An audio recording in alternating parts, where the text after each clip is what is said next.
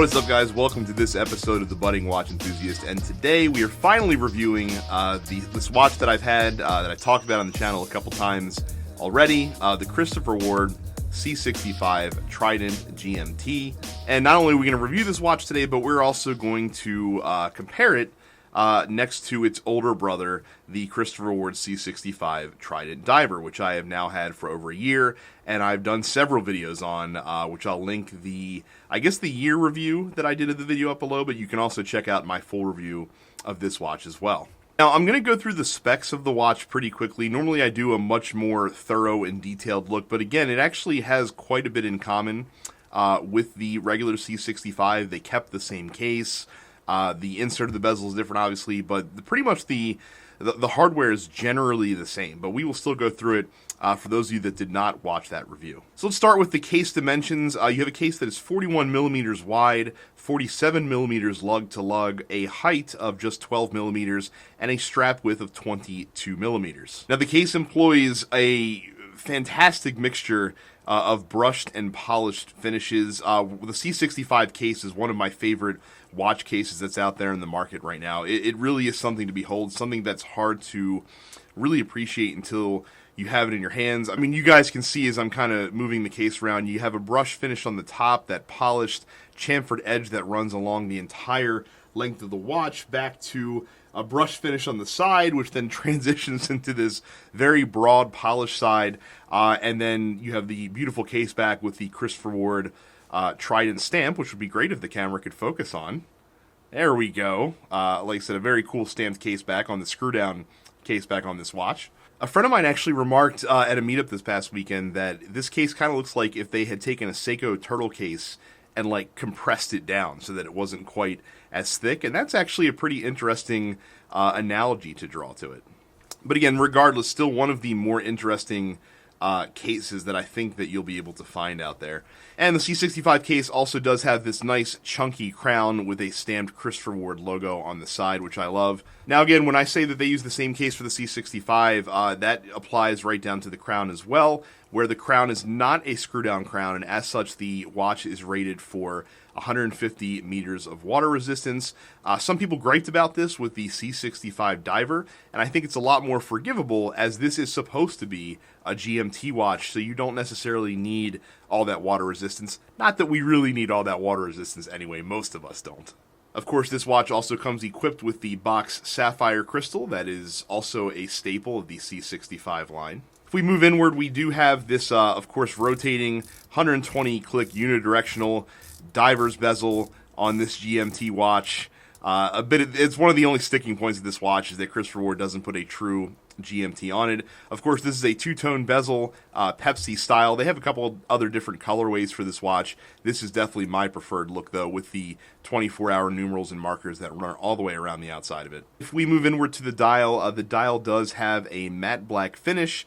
It's decorated in quite a few places. Of course, the debossed Christopher Ward logo at 12, the Christopher Ward text branding at 9, the automatic GMT and dive rating there at 6, and then, of course, the date window there at 3 o'clock with matching color date wheel. You have applied hour markers that are this thin baton style, and you have slightly bolded markers at the cardinal positions to help with orientation. Of course, the double baton there at 12 o'clock. I have really grown to appreciate the handset on the C65 series. It's something that I was kind of critical on when I reviewed the C65 Trident Diver, but I've kind of grown to enjoy these cricket bat style polished hands that are sort of, to me, the identity of the C65 line, or one of the identities of the C65 line. They're contrasted very nicely with this bold red GMT arrow that is pointing to whatever time zone you have it assigned it to, in conjunction with the 24-hour bezel. And of course, the steel white-tipped seconds hand that has the trademark Christopher Ward Trident counterbalance. Now, I used to own the C60 Trident GMT Pro, which came equipped with an ETA 2893 movement. In my eyes, this movement in this one is actually a bit of an upgrade. This comes with a Sellita SW330. Now, I'm sure some of you guys are going to disagree with that statement, but in my experience, I've had a lot more luck with my Sellita movements than I've had with my ETA movements in watches that I've owned when it comes to accuracy. This watch is no different. The Sellita movement inside is rated for -20 plus 20 seconds per day. This particular watch for me has run anywhere between plus 3 seconds down to flat even when it's being worn on a regular basis, which of course is exceptional. And some of the features that you will enjoy with this movement are going to be hacking, hand winding, quick set date, independent setting, GMT hand, and the watch does beat at 20,800 vibrations per hour. Now, something new to the C65 line that they did introduce after I had purchased my Trident Diver is this new Christopher Ward bracelet. And again, this is a very similar to bracelet to what I had when I had my C60 Trident GMT, but with a very crucial upgrade in my eyes, and that is the fact that the polished center links that used to come on these oyster-style bracelets have been replaced with brushed center links, which is, in my eyes, a huge, huge improvement. Those polished center links used to be scratch magnets. These are a lot better for sure. The Christopher Ward bracelet is one of my favorite bracelets that is out there. You have a subtle curvature that's hard to see on camera on the underside of the lugs that really helps the bracelet fit the shape of your wrist. You also get this fully milled steel push-button clasp with a Christopher Ward logo. And of course, my favorite feature of this bracelet, the ratcheting micro adjustment. Push it in all the way to very quickly tighten the watch up. And if you need to loosen it up if your wrist is starting to swell, you can just pull a ratchet that's inside the clasp here and pull it out. Very awesome, fantastic feature that I wish more companies would adopt. And as we take a look at what the C65 Trident GMT looks like on my 8-inch wrist, you guys can see that the proportions, the dimensions of this watch are fantastic. I was actually a little surprised that moving to an automatic movement that they kept the exact same case for this watch, but I'm really glad they did. The sizing was one of my favorite features of the original C65, and being as all the hardware is pretty much the same, this is going to look exactly the same for me.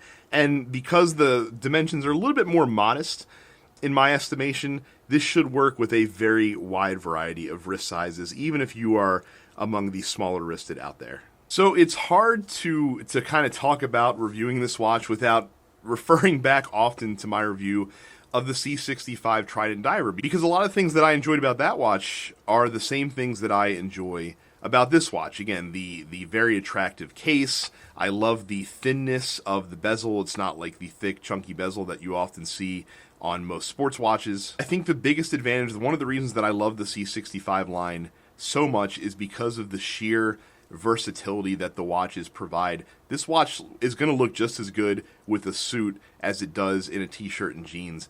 My C65 Trident Diver is almost my de facto dress watch. I don't really own a dress watch, so if I'm wearing blues, I always pull out the C65 Trident Diver. And I do think that this one would work much in the same way, because you don't have a lot of really big, brash, bold aesthetic features on the watch. You can definitely get away with wearing this sports watch in a much more formal setting. The thing I like about this watch the most is that obviously this is a interpretive take from Christopher Ward on what is a classic design, the Pepsi style GMT watch. And the whole point of the C65 line is to kind of have this vintage, inspiration to these watches that you don't see with their C60 line, which is kind of their modern, bold sports watches. But that being said, I think the reason that this watch really does work is that it is unforgivingly a modern looking watch. It's definitely a unique take on this Pepsi style. Nobody is going to confuse this or mistake this for a Rolex GMT by any stretch of the imagination. This is uniquely a Christopher Ward watch, and kind of this C65 aesthetic has come to be what I think about when I think of kind of like the Christopher Ward design language. And again, I hate to keep reiterating points that I made when I reviewed its big brother, but you just don't often see like this level of finishing and this attention to detail on a watch that is in this price range. I do think some independent brands are starting to catch up to Christopher Ward in this regard, but right now I still think that they are among the best out there, just in terms of finding a watch that is really going to get you a great bang for your buck and a real value for the money that you're spending on it. Now, with some negatives, I'm still tired of the fact that they continue putting these dive bezels on their GMT watches. I'm not privy to the financial details of what it would cost to put an actual GMT bezel on there, but if you want this to be taken seriously as a GMT watch, I think you have to do that. I think you do have to put that GMT bezel on there and make it a 72 click bezel. It should not be 120 clicks. I should mention the Christopher Ward branding because it's typically going to get mentioned whenever you review these watches, but I think on this watch in particular, it works really well because it helps maintain symmetry on the dial because it's balanced out by the date window being there at 3 o'clock. Now, in terms of comparing these two watches against one another, there's really not a whole lot to compare because, again, they're so similar. They're using the same case, the same hardware, that there's really not a lot to contrast them except for the aesthetic differences. So if you're looking to get one watch over the other, I mean, I guess it really depends on what you plan on using the watch for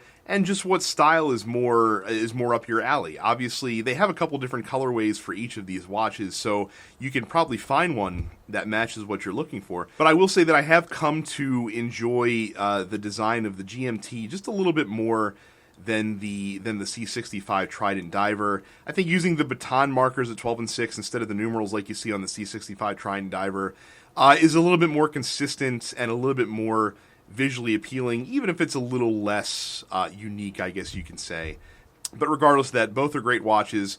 Both continue to be great options. But I have been really taken with the Trident GMT. It's another home run from Christopher Ward. And look, it's a little cliched to say it when you do these reviews, and I've said it before about Christopher Ward, but I would challenge you to find me a better overall package in a GMT watch that clocks in under $1,200. I don't think you're going to find it.